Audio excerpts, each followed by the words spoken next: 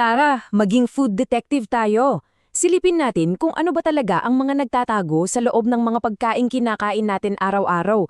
Baka may mga sikreto pala yan na hindi natin alam. So, heto yung tanong. Alam mo ba talaga kung ano ang nasa loob ng pagkain mo? Handa ka na bang malaman? Kasi, baka mabigla tayo sa mga madidiskubre natin dito. Okay, first stop sa ating investigasyon ang mga hindi nakikitang bisita. Sino-sino kaya itong mga ito na kasama pala natin sa pagkain? Okay, get this. Ayon sa isang report, mahigit 2 milyong tao ang nagkakasakit bawat taon dahil lang sa pagkain ng karne at manok. 2 million! Grabe, ang dami nun, di ba? O kilalanin natin itong unang bisita, si Toxoplasma gondii. Medyo mahirap bigkasin pero isa siyang super liit na parasite na pwedeng tumira sa undercooked o hilaw na karne. Kaya naman pala napaka-importante na lutuin nating mabuti ang ating pagkain para siguradong safe. Next up, itong si MRSA. Ang tawag sa kanya ay superbacteria. Bakit super? Kasi sobrang tibay niya. Kahit yung mga karaniwang gamot, parang wala lang sa kanya. And yep, pwede siyang matagpuan sa hilaw na karne. Okay, tapos na tayo sa mga buhay na bisita. Ngayon, pag-usapan naman natin yung mga naiiwang chemicals. Hindi sila buhay, pero nandyan sila, nakatago sa pagkain natin. So, ano ba tong mga dioxin na to? Well, isipin nyo sila na parang mga harmful chemicals na naipon sa taba ng hayop. Tapos, kapag kinain natin yung taba na yun, yung dioxins, ayun, napupunta din sa katawan natin. Meron pa itong tinatawag na lipopolysaccharides o LPS para mas madali.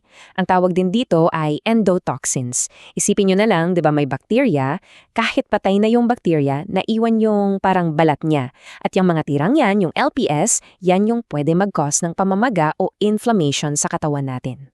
So, gaano karami ba yung LPS na yan? Tingnan nyo to. Sa isang hamburger patty, aabot ng 300,000 nanograms. Sa pabo, 510,000. At sa pork sausage, 520,000. Ang lalaki ng numbers. Pero, tingnan nyo sa mansanas o carrots, halos zero. Ang layo ng diferensya, no?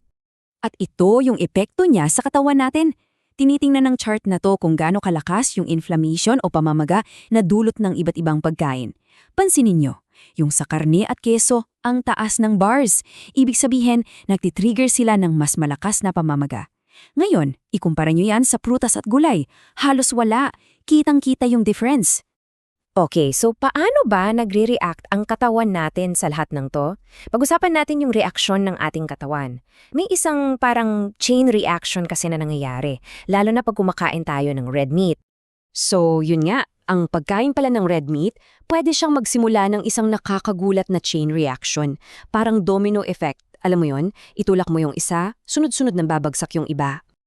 Okay, so heto yung kwento, step by step.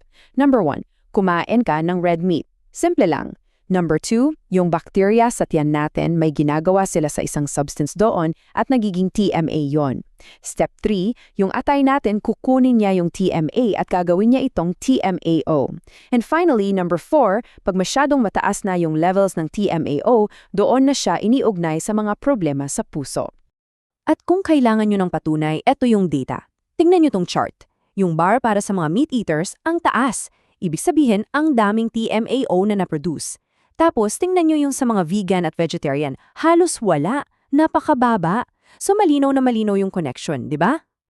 So, after all that, medyo nakakabahala yung mga nalaman natin. Pero, huwag magalala, meron tayong ibang pagpipilian. Tingnan natin yung kabilang side ng kwento. Okay, so isummarize natin.